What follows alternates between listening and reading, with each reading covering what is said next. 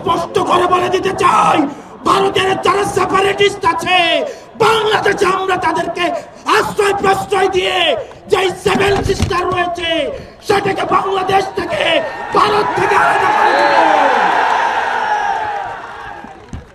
এই হাসিনার পৃষ্ঠপোষক স্পষ্ট ভাষায় দিনের আলোর মতো স্পষ্ট স্বচ্ছ তাদেরকে ভারত অর্থ দিয়ে, তাদেরকে অস্ত্র দিয়ে, ট্রেনিং দিয়ে বাংলাদেশের বিরুদ্ধে তাদেরকে দাঁড় করিয়ে দিচ্ছে। আমাদের ভারতের বিরুদ্ধে একটি পার্শ্ববর্তী দেশ বলার কোনো সুযোগ নাই। আপনার জবানে স্পষ্ট করতে হবে এই বাংলাদেশকে ভারত একটা ফিলিস্তিন বানাইতে চায়। আমাদেরকে সবাইকে ঐক্যবদ্ধ হতে হবে।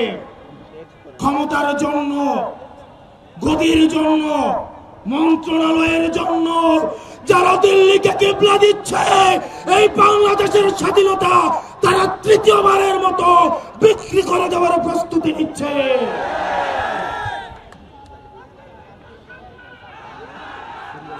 প্রিয় মুক্তিকামী জনতা,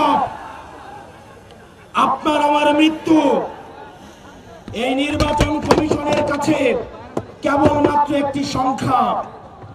অথর্ব নির্বাচন কমিশন বলে হাদির মৃত্যু নাকি একটি বিচ্ছিন্ন ঘটনা। এই স্পাইনলেস মেরুদণ্ডবিহীন ইলেকশন কমিশনার আমরা এমন একটি বিচ্ছিন্ন ঘটনা তোমার সাথে যেন ঘটে সেটির অপেক্ষায় থাকলাম। ইলেকশন কমিশনার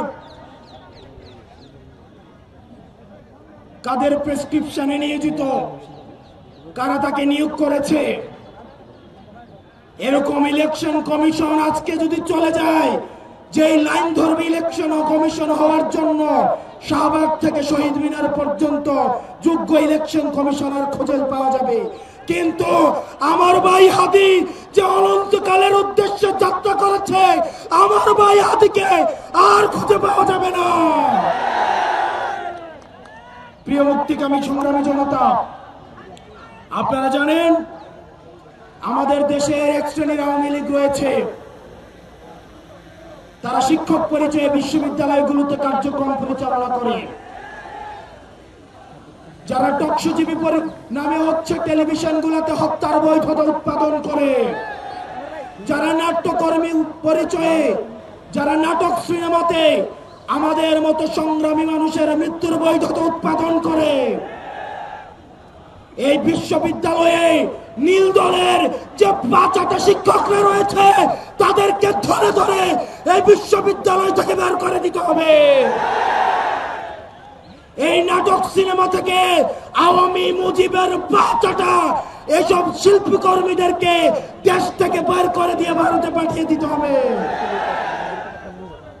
টকশোজীবীদের উদ্দেশ্যে এই ভারতীয় আধিপত্যের বৈধতা উৎপাদন যারা করছে, যেসব টকশোজীবীরা আপনাদের তাদের এই ফেসিস্টদের মানবাধিকারে আপনারা যারা বিশ্বাস করেন তারা মুসলিমের মানবাধিকারে বিশ্বাস করে না।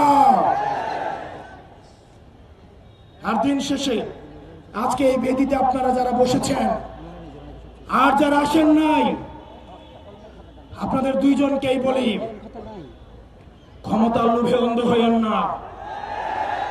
আজকে যদি আমার বুকে গুলি লাগে, আমি জানি এই ধরনের একটা প্রোগ্রাম হবে, এসে বক্তৃতা দিবেন, তারপর চলে গিয়ে আবার হচ্ছে সিট নিয়ে নেগোসিয়েশন করবেন। অনেক দল রয়েছে, যেহেতু আরপিও সংশোধন হয়েছে, এখন অন্য দলের মার্কায় নির্বাচন করতে পারবে না বলে নিজের দলের মার্কা বিলীন করে দেওয়ার জন্য তারা রেডি হয়ে আছে। এগুলো দিয়ে জাতীয় ঐক্য হয় না।